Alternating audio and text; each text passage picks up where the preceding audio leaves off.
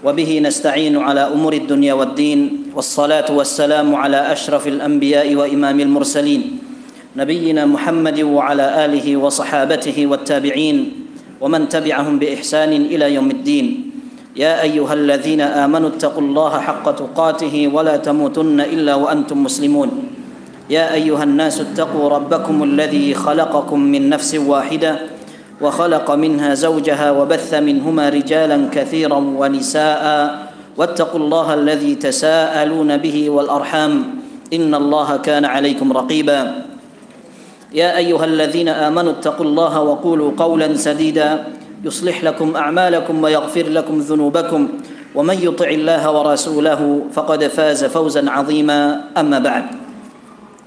Ikhwah sekalian, kaum muslimin dan muslimat jamaah Masjid As-Siddiq, semoga Allah Subhanahu wa taala senantiasa melimpahkan barakah pada umur kita, ilmu kita, keluarga, harta dan semua yang kita kerjakan sehingga tidak ada yang sia-sia yang kita laksanakan. Dan alhamdulillah kita bersyukur selama Allah Azza wa Jal senantiasa menuntun kita untuk senantiasa belajar agama, berusaha menghiasi aktivitas kita dengan ilmu. Dan para ulama menyebutkan kita masih berada di koridor ilmu, kita selamat, alias kita masih berada dalam kebaikan. Masalahnya bukan berbicara tentang keutamaan atau afdaliyah, akan tetapi ketika seseorang berada pada kebodohan, maka maksiat yang dikerjakan sangat sering terjadi tanpa disadari. Maka sahabat Abu Darda radhiyallahu anhu pernah dinukil oleh Al-Baihaqi dalam As-Sunanul Kubra dan sebelumnya oleh Al-Ajurri dalam kitab Akhlaqul Ulama. Abu Darda radhiyallahu anhu mengatakan, "Al-alimu wal muta'allimu fil ajri sawa." Orang belajar dan yang mengajar mereka sama dalam pahala. Wasairun nasi hamajun la khaira fihim. Akan tetapi sisanya orang yang tidak masuk dalam barisan pelajar atau guru yang mengajar, maka mereka adalah hamaj, orang yang sia-sia, tidak ada kebaikannya sama sekali. Bahkan kalau dalam bahasa Arab, hamaj artinya adalah hewan kecil yang berada di tubuhnya himar atau kerbau yang besar, tidak ada manfaatnya sama sekali. Ya, kecil mereka di tempat yang tidak terhormat juga. Maka orang ketika tidak dihiasi dengan ilmu agama, hakikatnya mereka tidak ada manfaatnya sama sekali. Mau beribadah untuk apa? Dihidupkan oleh Allah untuk beribadah, tapi mereka tidak punya ilmunya. Dan orang beribadah tanpa diiringi dengan ilmu susah, banyak sesatnya. Ya. Maka ada salah seorang ulama dari kalangan salaf atau 3 generasi pertama, dinamakan Sahal bin Abdullah At-Tasturi. Beliau meninggal tahun 283 Hijriah. Beliau mengatakan, "Ma'usiyallahu bima'siyatin asyaddu minal jahl." Allah tidak pernah diperlakukan dengan kemaksiatan yang lebih parah dari kebodohan. Lalu beliau ditanya, "Ya Aba Muhammad, hal ta'lamu syai'an asyadda minal jahl?" Kalau begitu, apakah ada yang lebih parah dari kebodohan? Beliau mengatakan, "Ya, masih ada. Al-jahlu bil jahl." Bodoh tentang kebodohan. Artinya seseorang tidak tahu kalau dia tidak tahu. Sehingga bagaimana dia akan belajar sementara dia tidak sadar kalau dia butuh belajar. Bahkan jangankan demikian, kalau ada orang yang menyangka dirinya sudah berilmu, sikap itu membuat dia malas untuk belajar, untuk mengambil faedah dari ilmu lain atau orang lain. Bagaimana dengan orang yang tidak berilmu sama sekali? Dia tidak menyadari bahwa dia butuh dengan ilmu.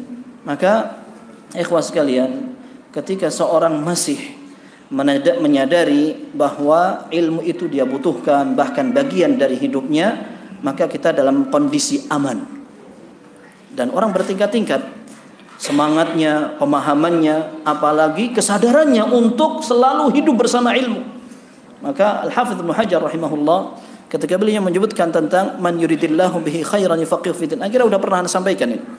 Rasulullah SAW mengatakan, man yuridillahu bihi khairan yufaqihu fiddin. Barang siapa yang Allah kehendaki kebaikan pada seseorang, dia akan dipahamkan agamanya, difikihkan atau difaqihkan. Fikih ini dalam bahasa Arab bisa diambil dari 3 asal kata. Ada yang artinya faqiha yafqahu, artinya orang paham terhadap agamanya. Dan ini paham sudah luar biasa. Orang bisa paham agamanya sehingga dia ketika ditanya orang atau dia sendiri mengerjakan, dia mengerti hukumnya. Ada yang lebih hebat, yaitu faqaha yafqahu. Faqaha yafqahu, dia paham cepat, tapi dia bisa mengalahkan kawannya ketika memahami. Sekalipun ini bukan poros kesempurnaan satu-satunya, karena bisa jadi ada orang cepat paham tapi tidak paham, dia tidak mau paham. Dia memiliki kelebihan dari Allah, dia punya kecerdasan, akan tetapi dia tidak mau belajar. Banyak. Maka orang-orang Khawarij ketika mereka sesat, menyerang kaum muslimin, mengkafirkan mereka, kata Syekhul Islam Taimiyah rahimahullah, utu zaka'an wa lam yu'tu zaka'an. Mereka adalah kelompok orang-orang yang oleh Allah diberikan kecerdasan, akan tetapi tidak diberikan kejernihan. Sehingga tidak cukup seseorang memiliki kecerdasan saja, karena ilmu itu bukan kehebatan dalam berpikir, kekuatan menghafal, kejelian dalam memberikan sebuah penelitian atau satu rumusan dan sebagainya. Akan tetapi hakikat ilmu adalah takut kepada Allah Subhanahu wa taala. Dan yang ketiga adalah faqaha yafqahu. Faqaha yafqahu artinya seorang mendarah daging dengan fikih. Artinya dia ketika akan bersikap, berbicara, akan melakukan transaksi, akan mengerjakan apapun, dia akan selalu menyinkronkan dengan ilmu agama terlebih dahulu. Maka kita katakan orang bertingkat-tingkat dalam pemahamannya, kesadarannya terhadap agama. Dan sangat tidak jarang orang tidak mau atau tidak menyadari pentingnya agama. Ya, maka Nabi Shallallahu Alaihi Wasallam dalam Sahih Muslim atau dalam Sahih Bukhari, bahkan Sahih Bukhari dan Muslim, dalam hadis Abu Musa Al-Ash'ari radhiyallahu an, Rasulullah SAW memberikan perumpamaan.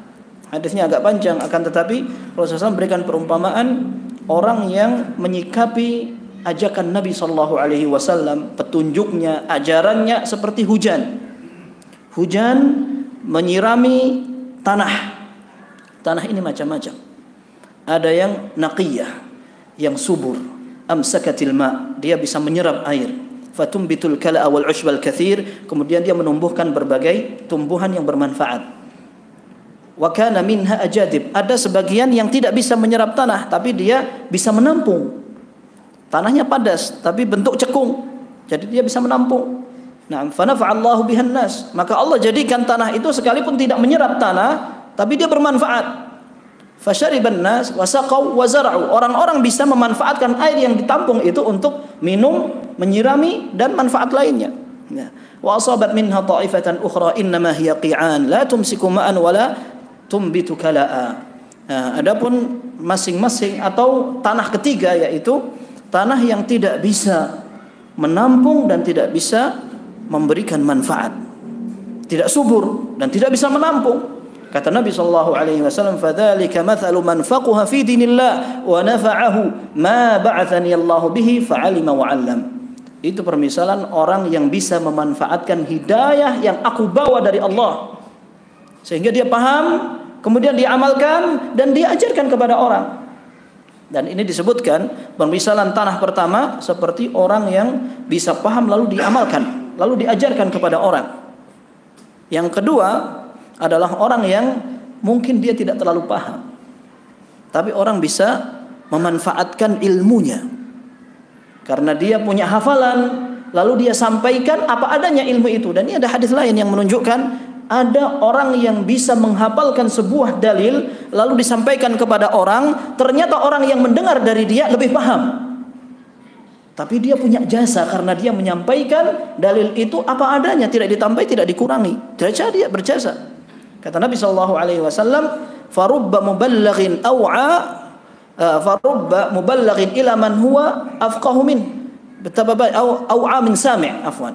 Farubba muballighin aw'a min sami', betapa banyak orang yang mendengarkan hadis itu dari orang yang hafal lebih paham dari orang yang menyampaikan tadi. Nah, tapi dia punya jasa. Kemudian permisalan yang ketiga adalah orang yang tidak mau sama sekali tertarik untuk belajar agama, mengikuti, dan sekalipun para ulama menafsiri itu seperti orang-orang kafir. Wa mathalu man lam yarfa' bidzalika ra'san wa lam yaqbal hudallahi alladhi ursiltu bih. Permisalan yang ketiga, orang yang tidak mau mengangkat kepalanya untuk menerima hidayah yang Allah tugaskan untuk aku ajarkan kepada manusia. Mereka tidak tertarik. Tidak tertarik. Nah, ini sifatnya orang-orang kafir, kata para ulama dalam mensyarah hadis ini. Tapi sebagian kaum muslimin gayanya hampir sama. Maka dalam tafsir surat Al-Fatihah, ghairil maghdubi alaihim waladdallin.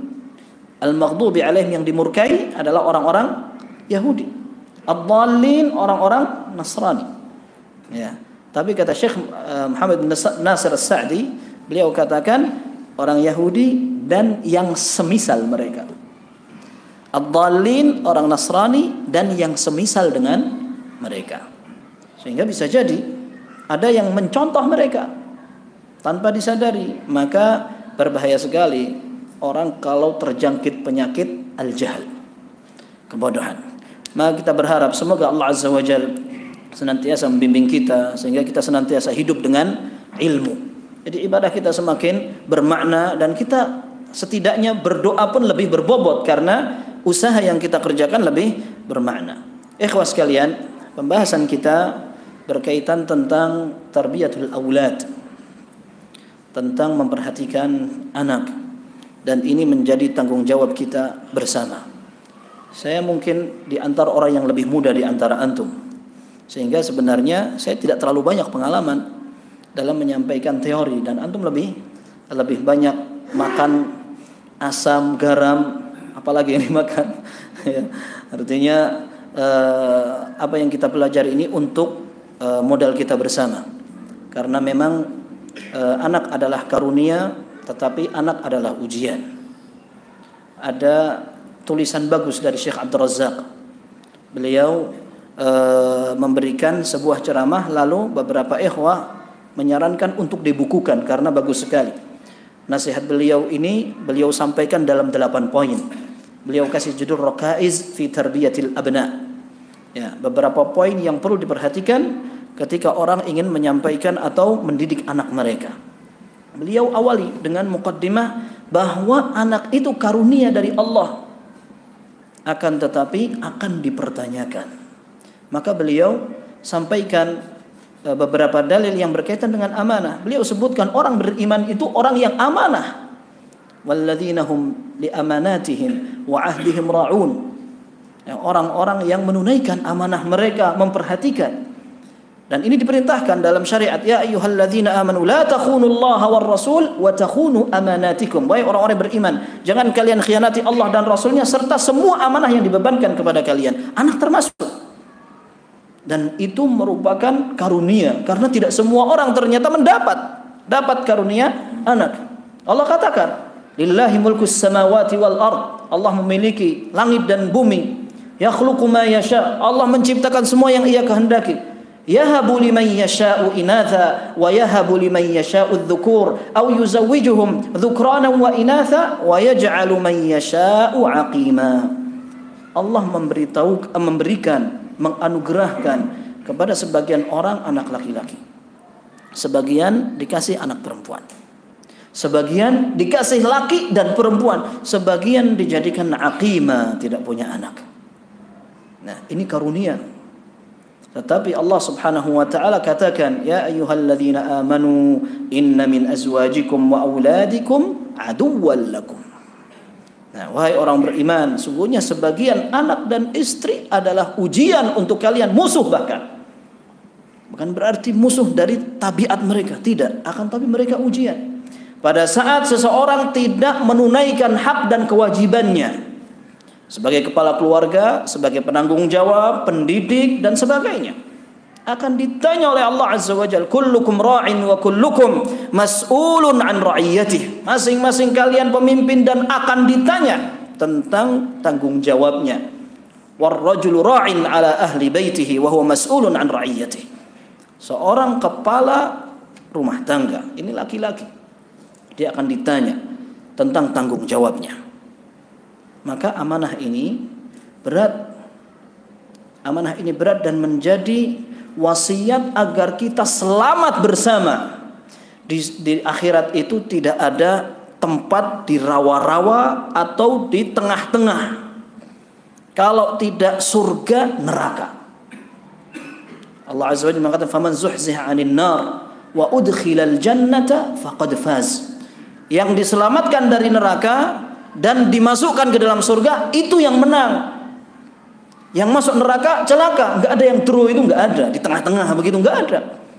Jadi kita termasuk dalam mendidik keluarga, imma kita masuk surga bersama atau kita bisa gagal, atau sebagian gagal, sebagian berhasil. Tapi tidak ada yang kemudian draw di tengah-tengah, nggak ada. Allah Azza wa Jalla katakan, "Walladzina amanu wattaba'athum dzurriyyatuhum biimanin alhaqna bihim dzurriyyatahum wama alatnahum min 'amalihim min syai'." Orang-orang beriman lalu keimanan mereka diikuti oleh keturunannya. Maka nanti di hari kiamat kita akan kumpulkan mereka. Kita akan susulkan anak keturunan bersama orang-orang yang mendahului, yaitu nenek moyangnya, dengan kebaikan tanpa kami kurangi sama sekali pahala mereka. Ini yang Masya Allah luar biasa diharapkan semua kaum muslimin. Tetapi Allah katakan, "Ya ayyuhalladzina amanu qu anfusakum wa ahlikum nara." Orang-orang yang beriman, selamatkan diri kalian dan keluarga kalian dari api neraka. Kata Ali bin Abi Thalib radhiyallahu anhu, beliau katakan, "Allimu ahlikumul khair." Ajarkan keluarga kalian dengan kebaikan. Jadi setiap yang bisa menyelamatkan orang itu kebaikan. Yang bisa membinasakan orang itu keburukan. Maka seberapa kadar pengetahuan seseorang terhadap agama, seberapa besar itu pula diketahui kadar keselamatan dia. Dan antum bisa menilai bagaimana pendidikan orang-orang di tengah rumah tangganya. Tidak usah memetak-metak, sudah kelihatan sekali. Kalau orang perhatian dan orientasinya dunia, kelihatan sudah. Jadi ukuran yang dijadikan bandrol nanti kamu sukses itu begini, kelihatan bagaimana menyekolahkan, bagaimana memotivasi, bagaimana mengancam, kelihatan sekali.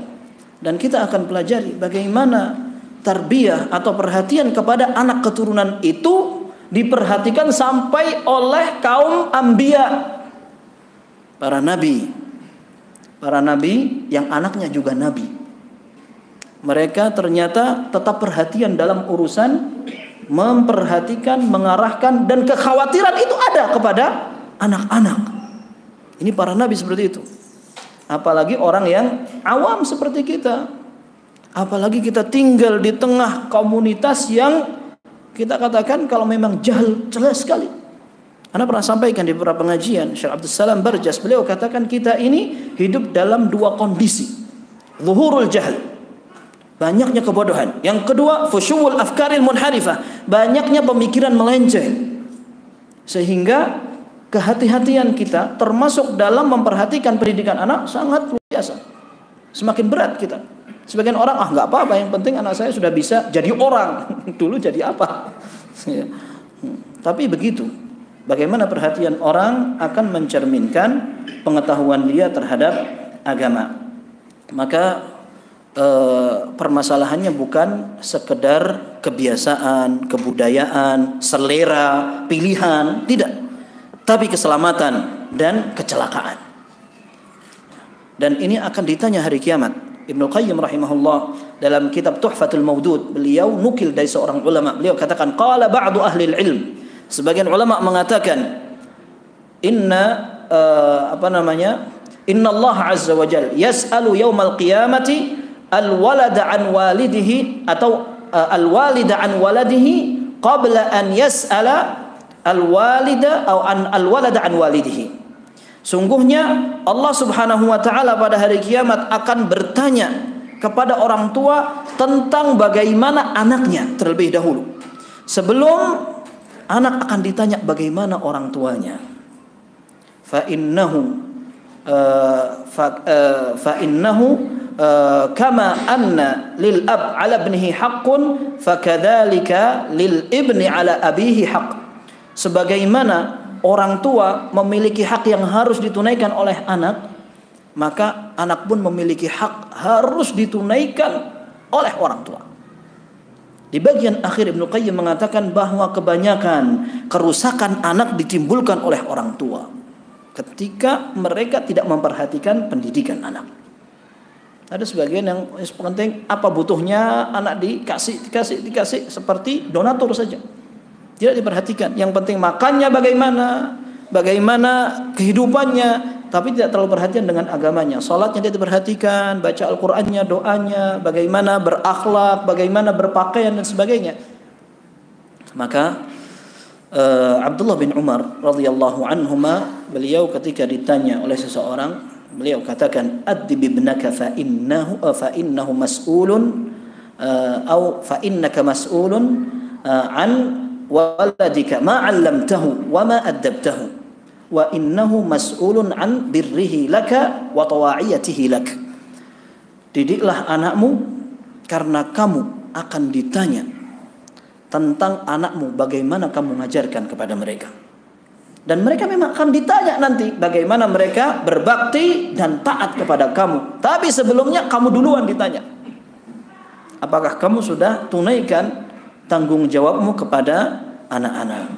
Maka ini menjadi pelajaran bersama agar kita hati-hati. Ya, agar kita hati-hati. Kita sampaikan bahwa ini urusan agama. Urusannya dunia sampai akhirat. Dan ini dikembalikan kepada masing-masing. Sebagian orang bilang enggak usah dipaksakan. Memang tidak ada yang paksakan. Seperti beriman juga tidak ada yang paksakan. Maka mengarahkan anak juga bukan ada paksaan sama sekali. Tapi ingat, ini akan menjadi tanggung jawab kita. Kalau saya selera anak saya nggak harus jadi ustadz, memang tidak ada yang paksa orang jadi ustadz, nggak ada. Tapi ketika anak tidak tahu ilmu agama, kita akan ditanya oleh Allah. Kenapa saja yang kamu kerjakan sampai anak tidak tahu tentang urusan akhirat, tentang urusan agama, sampai ketika orang tua betul-betul lemah, ketika dia dalam kondisi butuh diperhatikan anak, tahu-tahu anaknya tidak ada yang perhatian kepada dia. Karena ketika dia masih kuat-kuatnya, dia tidak perhatikan anaknya. Mungkin dia modali anaknya, dimanjakan, akan tetapi dia tidak arahkan mereka dengan agama. Sehingga hak dia tidak dapatkan ketika dia sudah tua, apalagi sudah meninggal. Ya, kata Rasul sallallahu alaihi wasallam, "Idza mata ibnu Adam anqata'a 'amaluhu illa min thalath."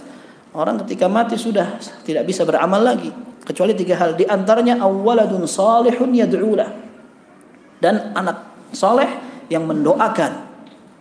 Mendoakan ini jadi simbol bagaimana perhatian anak kepada orang tuanya. Karena realitanya mendoakan itu biasanya juga karena baper. Anak yang gak biasa sholat, ketika orang tuanya meninggal, sedih luar biasa dia jadi sholat. Tapi karena sholatnya berangkat dari rasa kesedihan saja, setelah sedihnya hilang, sholatnya hilang juga. Saya pernah lihat itu orang kayak begitu. Ya, kalau nggak sholat, doanya kapan? Ketika main bola dia berdoa, mudah-mudahan bapakku aman di surga. Sambil main bola dia sendiri main bola, lupa akhirat. Waktu sholat dia tinggalkan. Ya, maka seperti ini ikhwas sekalian, menjadi kebahagiaan orang tua pada saat anaknya bisa soleh.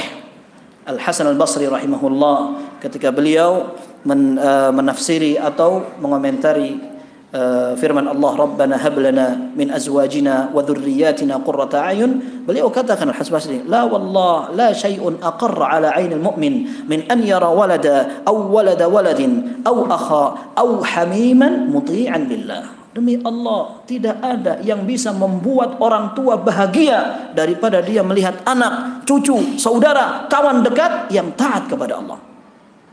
Karena orang yang taat kepada Allah, mereka yang tahu bagaimana menunaikan hak orang tua. Ketika akan menikahkan anak, Al-Hasan Basri ditanya, "Inna li bintan ana uhibbuha wa qad taqaddama ilaiha unas faman tushiru an uzawwijaha." Aku punya anak perempuan, aku cintai sekali anak ini. Banyak yang mau melamar. Siapa yang antum sarankan untuk aku jadikan menantu? Beliau katakan, "Zawwijha rajulan yattaqillah fa innahu in yakun yuhibbuha yukrimuha wa illam yakun yuhibbuha la yadhlimuha." Nikahkan dia dengan orang yang bertakwa kepada Allah. Kalau menantu cinta kepada istrinya, maka dia akan muliakan. Tetapi kalau tidak cinta, maka minimalnya dia tidak akan menzalimi istrinya. Jadi standar kesuksesan orang dalam rumah tangga itu ketakwaan. Sebagian orang karena trauma dengan sikap sebagian beberapa individu, akhirnya dia pukul rata. Sudah, nggak usah ngomong takwa-takwa, sudah. Untuk apa jenggotan-jenggotan, cadaran-cadaran, tapi penipu. Mending biasa-biasa kayak anak, tapi anak soleh. Subhanallah. Biasanya maksudnya gimana? Memang kita nggak ada yang luar biasa. Ya, tapi kalau maksudnya biasa, artinya dia malah tidak sholat. Larangan-larangan syariat dilakukan, berarti bukan biasa ente, itu luar biasa ente itu. Ya, tapi maksudnya sebagian orang begitu, dia trauma ketika melihat ada pendidikan seperti itu, akhirnya yang dia lihat adalah contoh-contoh yang gagal, sehingga dia ikut gagal lihat, gagal mencontoh. Jadi spionnya berat, kata orang Jawa itu. Kalau orang mau lihat spion, kalau spionnya jernih, dia tertarik untuk memanfaatkan spionnya. Tapi kalau enggak, repot dia. Tapi ala kulli hal, semoga ini menjadi pelajaran kita bersama. Yang pertama, Syekh menyebutkan tentang pentingnya memilih istri yang salihah. Itu memilih untuk anak muda, Ustaz. Kalau yang sudah tua gimana, suruh milih lagi? Ya, tidak. Akan tetapi kita perhatian kepada istri yang akan menentukan rumah tangga. Karena memang realitanya bapak atau kepala rumah tangga, mereka akan tanggung jawab mencari nafkah. Kita sudah sebutkan kemarin di pengajian khusus tentang nafkah. Ya. Dan kita katakan yang banyak berinteraksi dengan anak adalah istri. Orang Arab mengatakan al-ummu madrasatun idza a'datta jilan tayyibal a'raqi. Ya. Ibu adalah sekolahan untuk anaknya yang akan kalau kamu siapkan, mereka akan mengeluarkan atau melahirkan generasi-generasi yang luar biasa, nasab maupun sepak terjangnya, jasanya. Itu kalau disiapkan. Siapa yang menyiapkan? Siapa yang arahkan? Bahkan sangat menyedihkan ketika istri yang tadinya kenal agama, menggunakan jilbab besar, karena suaminya atau karena keluarga besar suaminya, jilbabnya sedikit demi sedikit berkurang, bentuknya berkurang, sampai akhirnya tidak berjilbab. Ya, ini memprihatinkan sekali.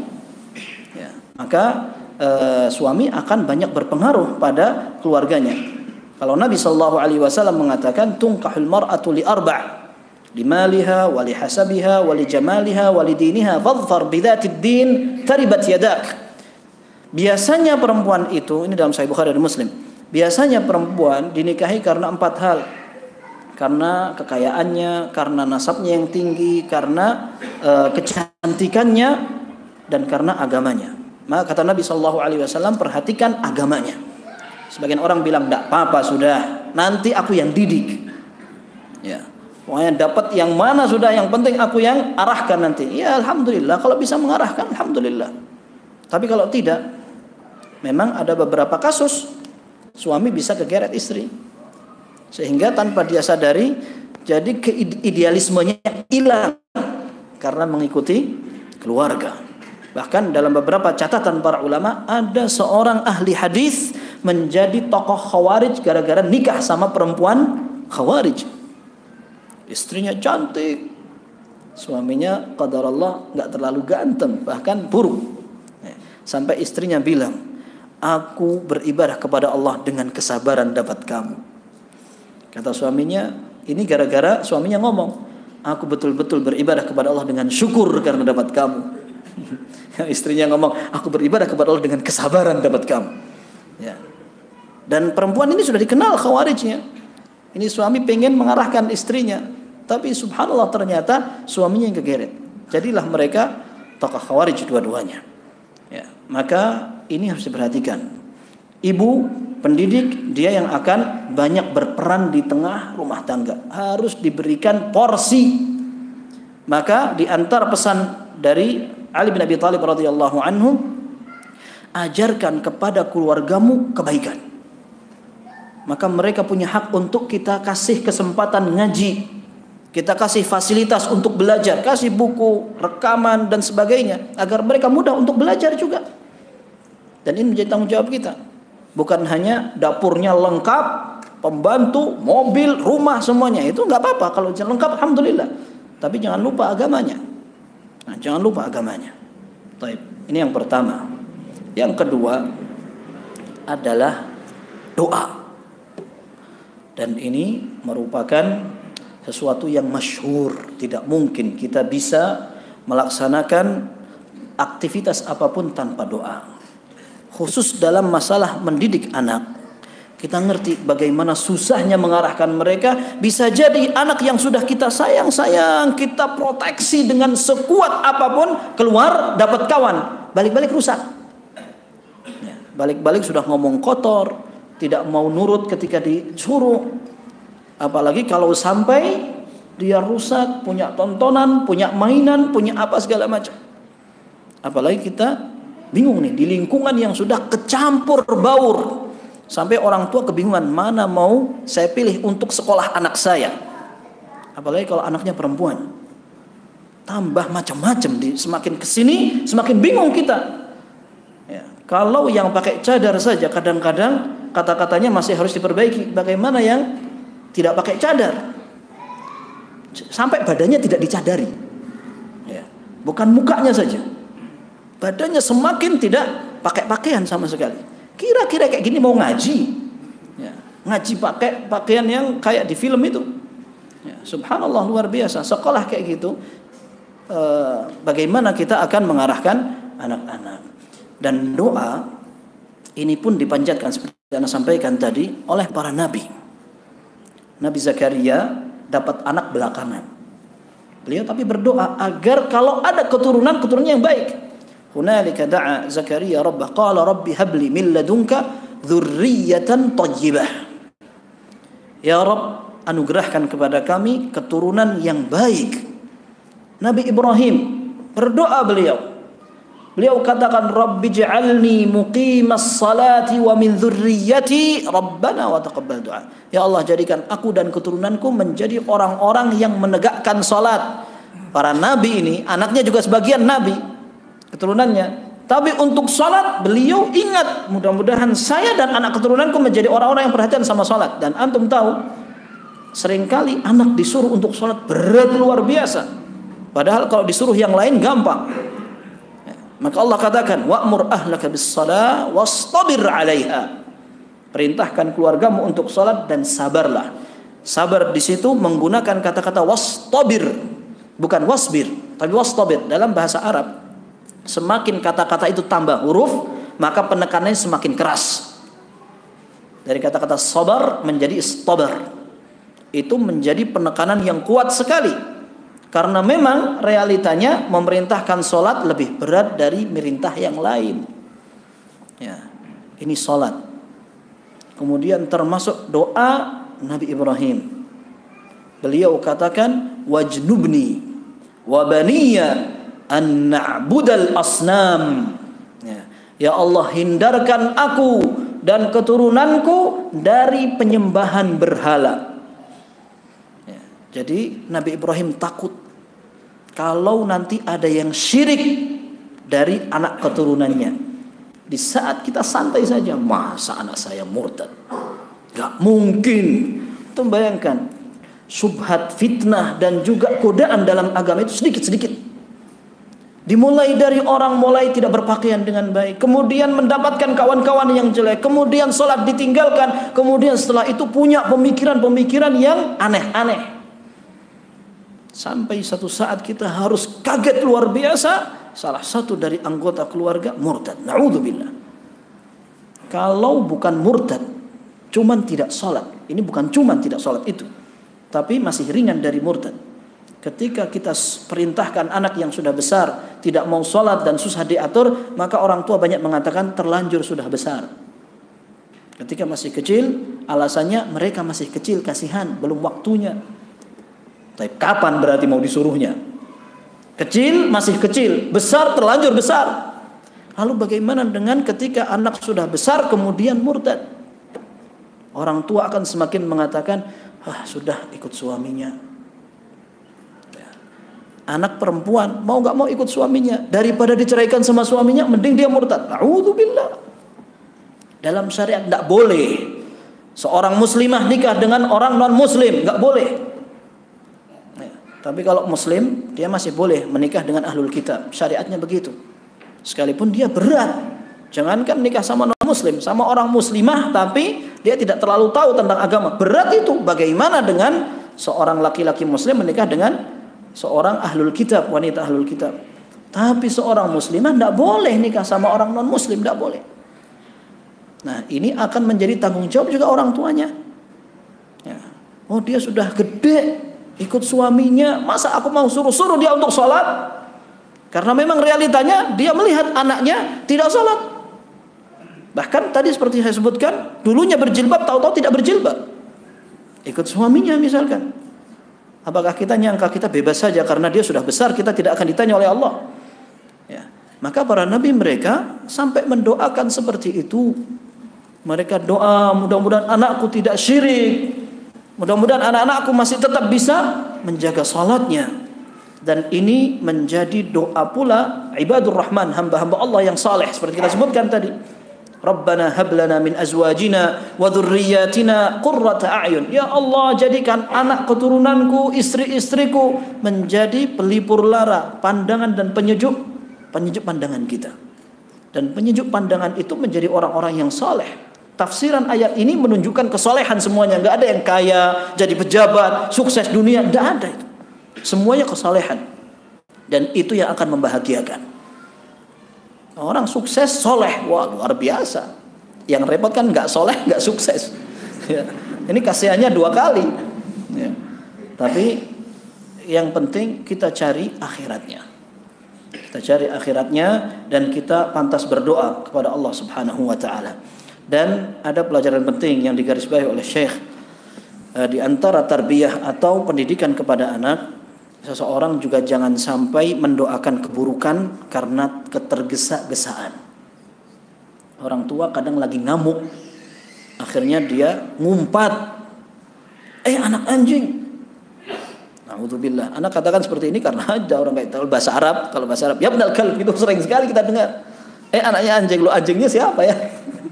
Gitu dia bilang begitu sama anaknya. Dan hati-hati. Ini diingatkan oleh Nabi SAW dalam Sahih Muslim. Rasulullah mengatakan, la tad'u ala anfusikum, wa la tad'u ala amwalikum, wa la tad'u ala auladikum. Jangan kalian doa kejelekan untuk diri kalian, harta kalian, anak kalian. La tuwafiqu minallahi sa'atan yus'alu fiha ata'an fayastajibu lakum. Ya. Jangan sampai pas kalian berdoa bertepatan dengan waktu yang Allah kabulkan doa-doa dengan gampang. Lalu kalian akan menyesal selamanya dengan doa yang buruk kita sampaikan kepada anak. Nabi SAW dalam hadis yang sahih mengatakan, "Thalathu da'awatin mustajabat, la syakka fihin." Ada 3 doa yang tidak akan Allah tolak. Da'watul musafir, wa da'watul mazlum, wa da'watul walid. Doa yang tidak akan Allah tolak ada 3. Yang pertama, doanya orang yang lagi bepergian jauh. Yang kedua, doanya orang yang dizalimi. Dan yang ketiga, doanya orang tua. Maka jangan sekali-kali ketika kita lagi ngamuk, doa yang keluar adalah doa yang jelek. Jadi preman kamu ya. Kayak gitu. Itu bahaya kayak gitu. Kita khawatir itu menjadi doa dan akhirnya akan berpengaruh dan dikabulkan Allah.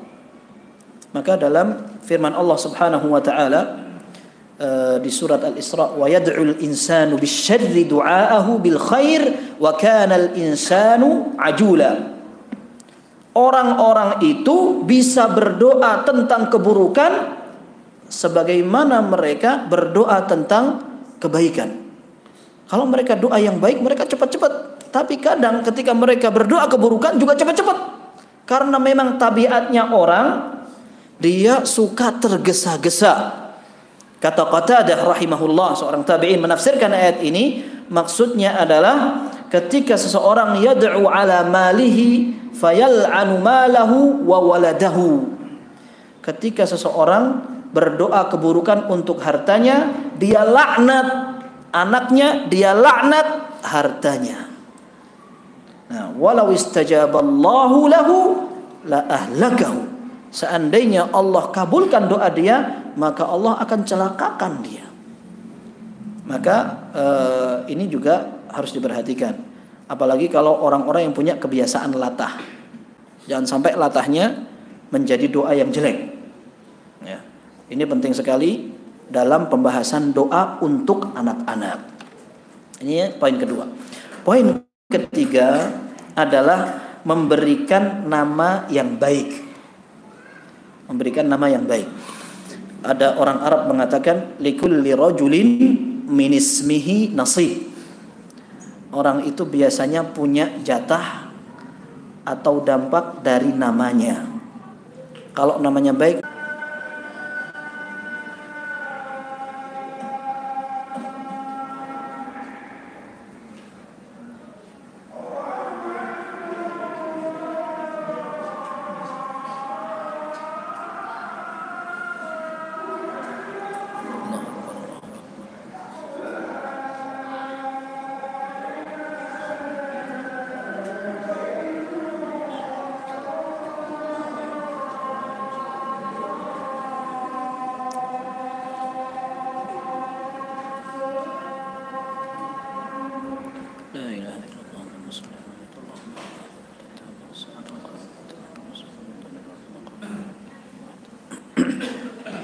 kita lanjutkan pembahasan yang keempat atau poin yang keempat. Ini sudah kita bahas sebenarnya sebagiannya pada kajian sebelumnya tentang nafkah, yaitu kewajiban untuk adil kepada anak-anak. Tentu ketika memberikan nafkah, sebagian ulama membedakan antara hadiah dengan hadiah, pemberian, hibah dan sebagainya dengan nafkah. Nafkah alias orang tua memberikan kebutuhan anak, itu namanya nafkah. Ini akan disesuaikan dengan kebutuhan masing-masing anak. Ada yang kuliah, ada yang masih SD, ada yang masih bayi. Pemberiannya berbeda-beda sesuai dengan kebutuhan. Tetapi ketika memberikan hadiah atau pemberian di luar nafkah, maka para ulama memberikan penekanan agar kita bisa adil. Karena ketidakadilan dalam pemberian ataupun perlakuan akan berimbas pada hasad di antara mereka, apalagi mereka tidak akan akur. Bisa jadi mereka menjadi tidak berbakti gara-gara perlakuan orang tua yang tidak sama kepada anaknya. Dalam hadis yang diriwayatkan oleh Bukhari dan Muslim, ada seorang sahabat namanya An-Nu'man ibnu Bashir radhiyallahu anhuma. Beliau cerita, ayahku Bashir ingin memberikan aku sebuah nihlah atau pemberian. Maka ibuku mengatakan, aku tidak mau, la arda hatta tushhida Rasulullah SAW. Aku enggak mau sampai kamu betul-betul tunjukkan kepada Nabi SAW pemberian ini. Dalam beberapa riwayat dikatakan bahwa anaknya ini sering mau dikasih oleh bapaknya, tapi habis diminta lagi. Nah, maka istrinya bilang, aku pengen kalau kamu mau kasih anakmu ini pemberian, persaksikan kepada Nabi SAW. Akhirnya datang kepada Nabi SAW. Kata Rasulullah SAW, afa'alta hadha biwaladika kullihim? Apakah kamu memperlakukan semua anakmu dengan pemberian yang sama? Qala la, tidak. Maka kata Rasulullah SAW, fala idzan, kalau begitu jangan. Dalam riwayat dikatakan, fala tushhidni fa inni la ashhadu ala jawur. Kalau gitu jangan jadikan aku saksi, karena aku tidak mau menjadi saksi orang yang curang. Dalam riwayat yang dikatakan, ayasurruka an yakunu ilaika fil birri sawa? Bukankah kamu pengen anak-anakmu semua sama baktinya kepada kamu? Maka jangan kamu beda-bedakan di antara mereka. Ini yang barangkali sering tidak diperhatikan oleh orang tua atau mungkin tidak disadari. Ketika ngasih pemberian karena anak saya ini lebih nurut atau prestasinya lebih besar, nggak apa-apa. Kalau misalkan mau lebihkan untuk motivasi. Tapi Syekh Abdul Muhsin Al-Abbad, Anda pernah dengar, beliau katakan jangan, sekalipun ada prestasinya, jangan. Karena itu masih tetap hadiah. Maka bagaimana caranya agar kamu mengadilkan pemberian kamu kepada anak-anak? Nanti tetap bagaimanapun mereka akan mendapatkan kedongkolan. Ya. Termasuk dalam pujian. Dalam pujian juga sama. Jangan gampang orang tua membedakan anak. Ini loh begini. Anak itu akan merasa sangat terpepet dan dikucilkan pada saat dia selalu dibanding-bandingkan. Berat dia. Dikit-dikit itu, dikit-dikit itu. Benar itu berat sekali. Apalagi kalau seandainya pemberiannya jelas-jelas timpang. Pujiannya juga demikian. Ini bahaya. Karena menimbulkan kedengkian di tengah anak-anak mereka. Maka ini yang menjadi catatan yang disampaikan oleh Syekh Abdul Razak. Kelima, ada perintah untuk bersikap lemah lembut kepada anak. Dan ini secara umum kelemah lembutan menjadi sifat terpuji dalam berbagai aktivitas dan perbuatan orang. Ya, kata Nabi SAW, "Ar-rifqu la yaqa'u fi syai'in illa zanah wa la yunza'u min syai'in illa syanah." Sikap lemah lembut akan membuat pada setiap perilaku menjadi indah dan akan membuat setiap perilaku apapun yang tidak ada kelemah lembutan menjadi jelek. Apalagi kepada anak. Ketika orang tua menunjukkan perhatian dan kasih sayangnya dengan ciuman misalkan. Nabi SAW contohkan itu. Sekalipun ini berbeda-beda, ada yang dicium tangannya, ada yang dicium kepalanya, yang jelas menunjukkan bagaimana orang tua sayang kepada anak. Ya, tapi semua hampir sepakat ciuman merupakan tanda sayang. Ya, kecuali kalau ciuman yang berbahaya. Ya, ada sebagian orang ini di kalangan Syiah mereka kayak gitu. Ada sampai anak kecil dicium-cium, naudzubillah itu yang nyium kayaknya. Ya, dan ini menjadi hal yang biasa untuk mereka.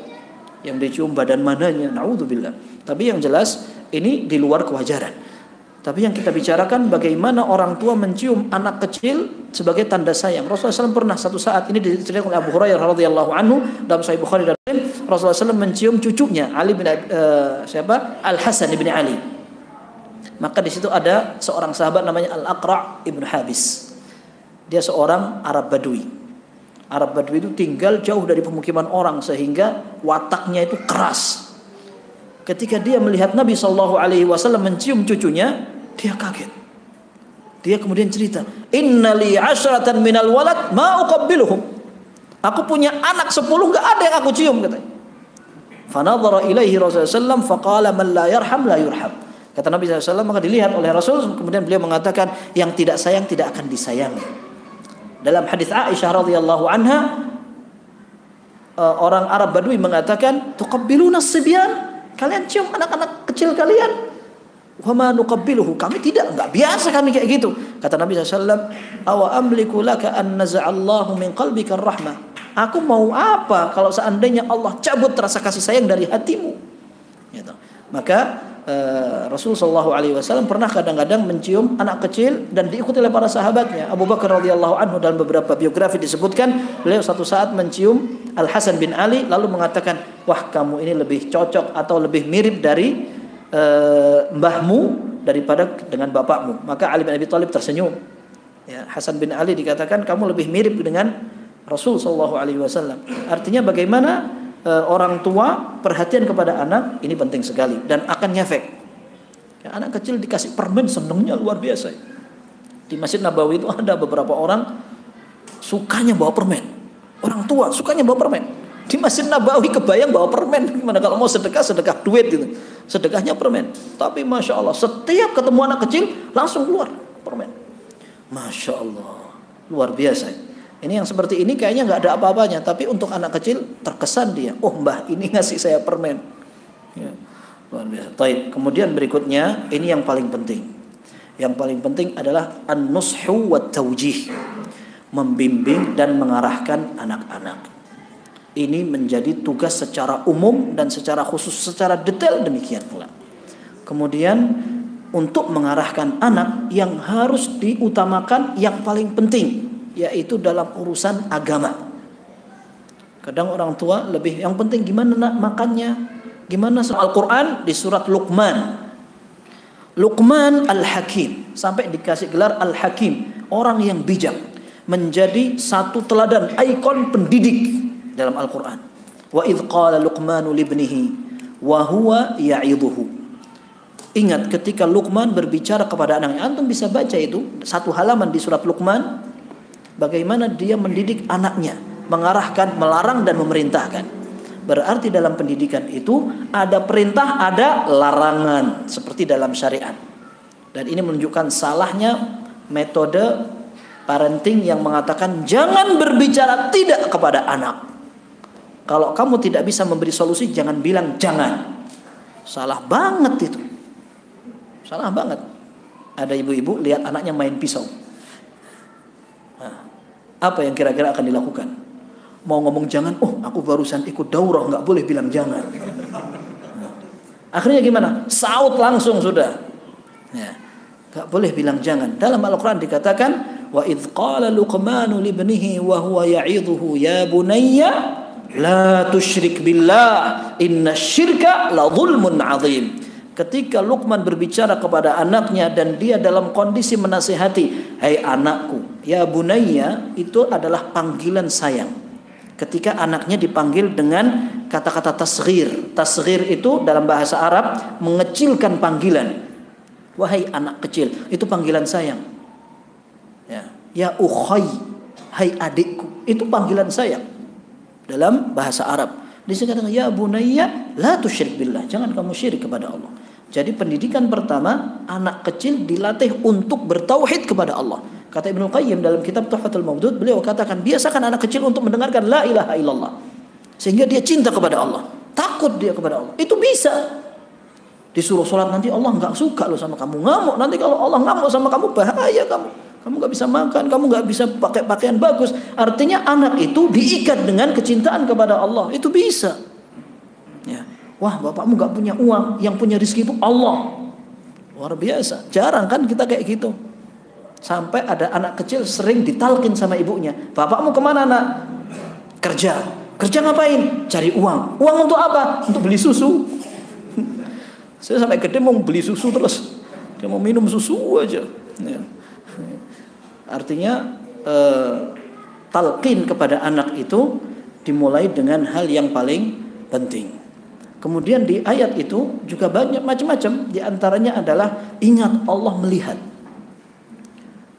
Kemudian diperintahkan untuk birrul walidain, berbakti kepada orang tua karena haknya sangat erat dengan hak Allah. Tapi kalau ada kontradiksi perintah orang tua dengan perintah Allah, maka tetap perlakukan orang tua dengan baik, tapi jangan dituruti. Wa in jahadaka ala an tusyrika bi ma laysa laka bi ilmun fala tuti'huma wa sahibhuma fid dunya ma'rufa. Orang tua nyuruh untuk syirik, jangan diikuti. Ya, tapi tetap pergauli, katakan, interaksi dengan baik. Orang tua nyuruh, nak, ini malam satu suro, anak keturunanku nggak boleh makan ikan. Antum mau apa itu? Mau nikah nggak boleh. Rumah calon istri itu menghadap ke selatan. Ya, harusnya menghadap ke atas. Jadi orang yang masih kayak begitu, ini kan perintahnya kan banyak yang tidak benar. Bagaimana caranya? Berbakti kepada orang tua, tapi harus dijelaskan. Jelaskan, nggak boleh nikah sama istri yang bercadar. Loh gimana? Kenapa? Kayak ninja nih. Ya ala kulli hal seperti ini perlu dijelaskan kepada orang tua dengan cara yang baik. Ya, cara yang baik agar mereka tetap bisa menerima. Tapi itu semua menjadi poin-poin penting. Ada larangan, ada perintah. Ada pelajaran penting dari Sahih Bukhari. Ketika Nabi SAW melarang cucunya ketika Al Hasan bin Ali akan makan dari kurma sedekah. Akan makan dari kurma sedekah, Rasul mengatakan maksudnya untuk mengesankan ini jijik, nggak boleh. Akhirnya dilepaskan, nggak jadi dimakan. Kemudian Rasulullah mengatakan, ama sya'arta anna la na'kulus sadaqah. Akhirnya dibelai, dikatakan, kamu nggak ngerti ya, kita ini keluarga kita nggak makan sedekah loh. Gitu. Kata itu di masjid. Rasulullah SAW di depan para sahabatnya ada kurma sedekah dan anaknya anak kecil. Ini cucunya mau ngambil untuk dimakan, anak kecil gimana? Tapi Rasul mengatakan nggak jadi. Kata Al-Hafidz Ibnu Hajar dalam Fathul Bari, beliau katakan fihi jawazu idkhalil abna'i al-masajid. Pelajaran dari hadis ini bolehnya anak kecil masuk masjid. Wa fihi ta'limuhum mimma yanfa'uhum atau bima yanfa'uhum. Di sini juga ada anjuran untuk mengarahkan anak hal-hal yang bermanfaat untuk mereka. Wa man'uhum mimma yadurruhum, dan termasuk melarang anak kecil dari sesuatu yang berbahaya untuk mereka. Min tanawulil muharramat, dari makan yang haram. Wa in kanu ghaira mukallafin, sekalipun mereka belum baligh. Liyatadarrabu ala dzalik, agar mereka terbiasa dengan itu. Anak kecil ngapain, biarkan saja dia. Memang anak kecil belum baligh, tapi kalau orang tuanya mendidik dari kecil itu, maka mereka akan terbiasa dengan itu. Sampai Ibnu Majah menukil dari perkataan seorang ulama tentang hadis ini. Yambaghi an yudfa'a hadzal hadits ila al-mu'addib hatta yu'allimahu as-sibyanu fil kuttab. Ini bagusnya hadis ini diajarkan pada guru-guru TPA agar ditalkinkan kepada anak kecil. Bagaimana anak kecil itu meskipun mereka belum terlalu banyak paham, tapi kalau mereka diarahkan mau gampang itu. Betapa banyak anak kecil bilang, ibu ini nggak boleh sama ustadz. Kok ibu begitu? Ini nggak boleh sama ustadz. Ini kadang-kadang orang tua jadi ngamuk. Ustadz ini dikit-dikit nggak boleh gitu. Ya, mau salaman sama nggak mahram, katanya nggak boleh sama ustadz. Oh, ngamuk dia. Ya, artinya anak kecil lugu dia. Tapi ketika anak kecil ternyata bisa hafal doa, bisa membantu orang tua, jadi dia tertarik sama ustadznya. Oh, kayak gitu. Nah, jadi anak kecil itu bisa diarahkan. Dan anak kecil bisa ditalkin doa, ditalkin bacaan Al-Fatihah dan sebagainya. Maka kata Syekh Abdul Razak, jangan sampai orang tua kalah star dengan guru TPA. Ketika mereka mentalkinkan anak kecil surat Al-Fatihah, Al-Fatihah akan dibaca tiap hari 17 kali minimal. Kalau yang mentalkinkan orang tuanya, yang dapat pahala orang tuanya.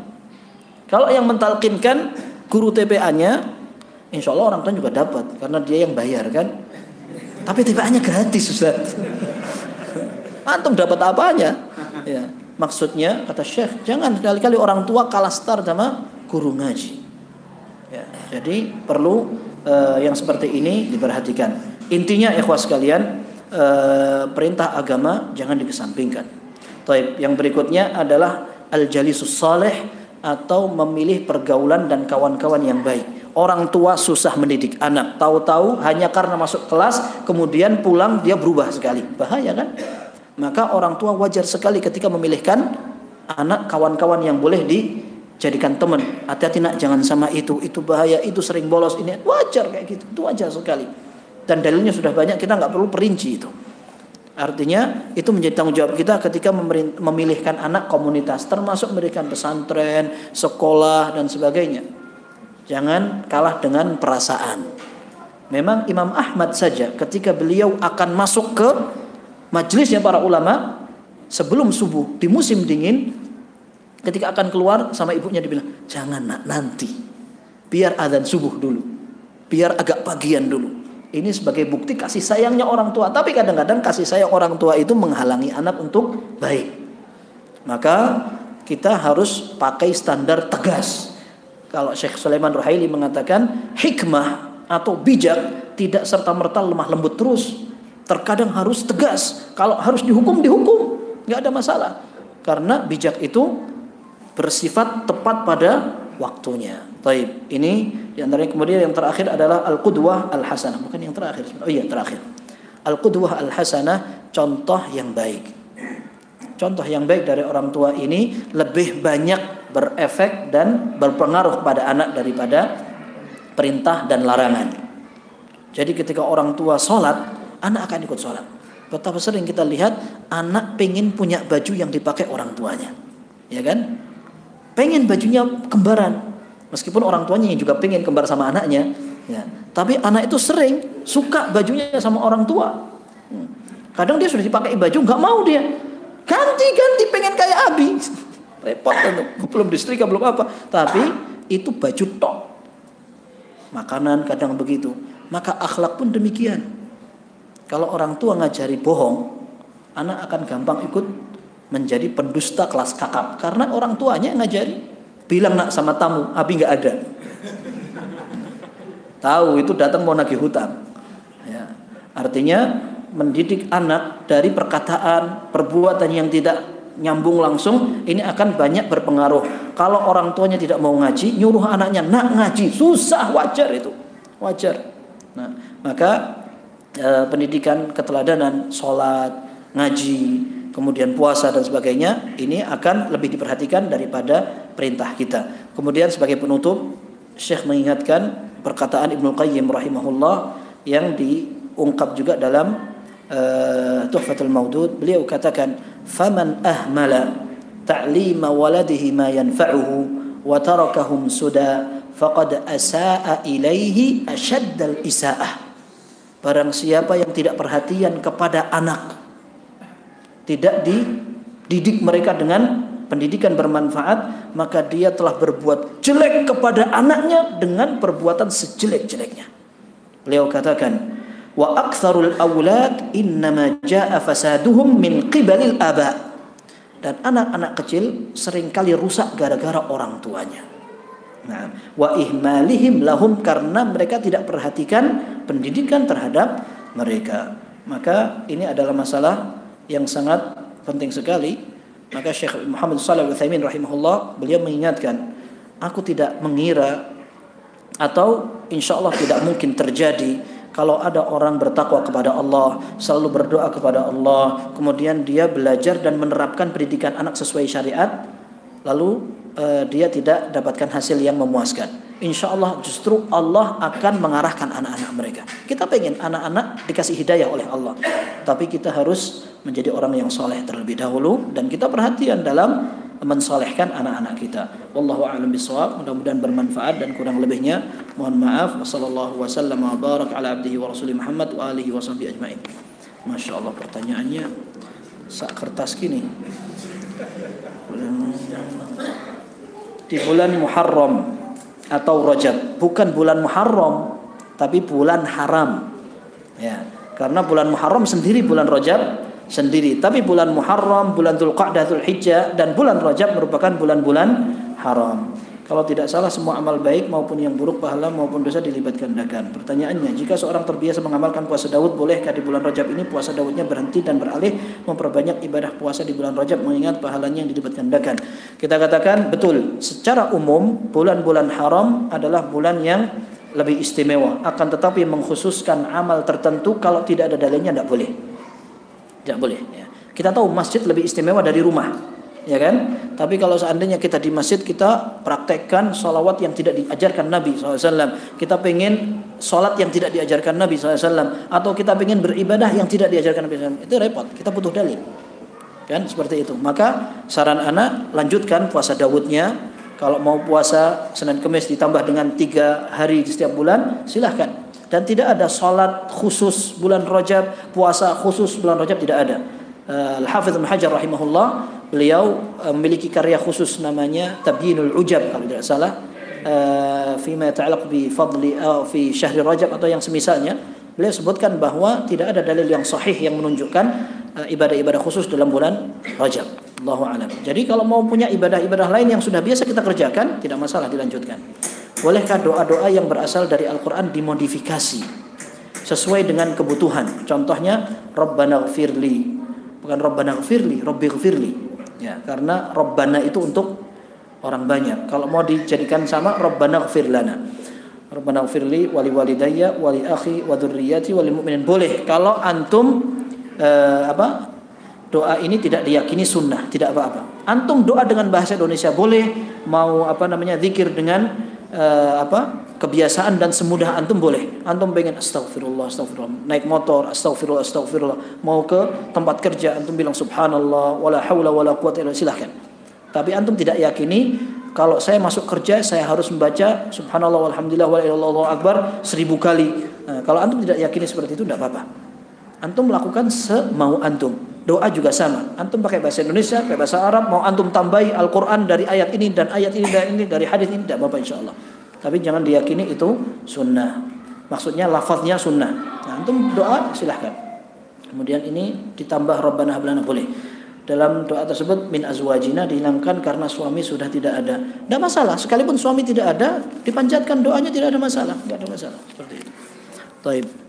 Kemudian Amin.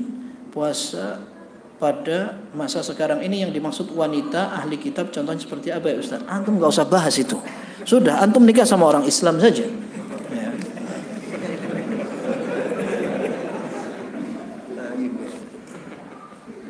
Baik, sudah. Ini maksudnya terkadang pertanyaan itu hanya sebagai tambahan saja karena tidak mungkin diamalkan, ya kan? Tidak mungkin diamalkan. Boro-boro mau nikah sama perempuan ahlul kitab, sama orang Islam aja kalau sudah punya istri nggak berani kan, apalagi mau nikah sama orang-orang ahlul kitab.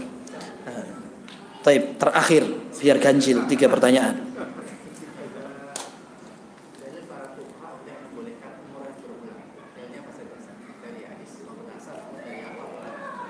Apa umrah berulang? Umrah berulang dalil mereka adalah hadis Nabi SAW yang umum, tabi'u al-umrata tabi'u baina al-hajj wal-hajj wal-umrah bil-umrah gitu. Fa innaha tanfi al-khabath kama yanfi al-kiru khabath al-hadid atau kama qala sallallahu. Selalu iringi umrah dengan umrah yang lain, haji dengan haji yang lain seperti itu, karena haji dan umrah itu kalau sering dilakukan akan menghilangkan dosa sebagaimana pandai besi yang menghilangkan karatan di besi seperti itu. Nah itu dalil umum, termasuk juga diantaranya fastabiqul khairat, berlomba-lombalah ke dalam kebaikan. Maka tidak masalah antum sering umrah, cuman umrahnya yang sering diperdebatkan oleh para ulama adalah mengulang umrah dalam 1 tahun atau ketika satu perjalanan dia mengulang-ulang umrah seperti itu. Ditambah lagi sebagian kaum muslimin umrahnya dari miqat yang bukan miqat, tempat yang tidak dianjurkan oleh Nabi SAW. Nabi SAW mengatakan ahlul Madinah kalau mau umrah tempat mulainya dari Bir Ali atau Dzul Hulaifah. Ini orang sekarang miqatnya di Masjid Aisyah atau Tan'im. Ya, jadi umrah ekonomis. Sudah berapa kali umrah di sana? Sudah 10 kali umrah. Untuk mbah saya, buyut saya, apa gini. Jadi umrah sekali, tapi keluar Tan'im, berangkat lagi, umrah Tan'im, berangkat lagi. Ini tidak dianjurkan. Wallahu a'lam bis-shawab. Sallallahu wasallam wa baraka ala abdihi wa rasulihi Muhammad wa alihi wa sahbihi ajma'in. Subhanakallahumma wa bihamdika asyhadu an la ilaha illa anta astaghfiruka wa atubu ilaik. Walhamdulillahirabbil alamin.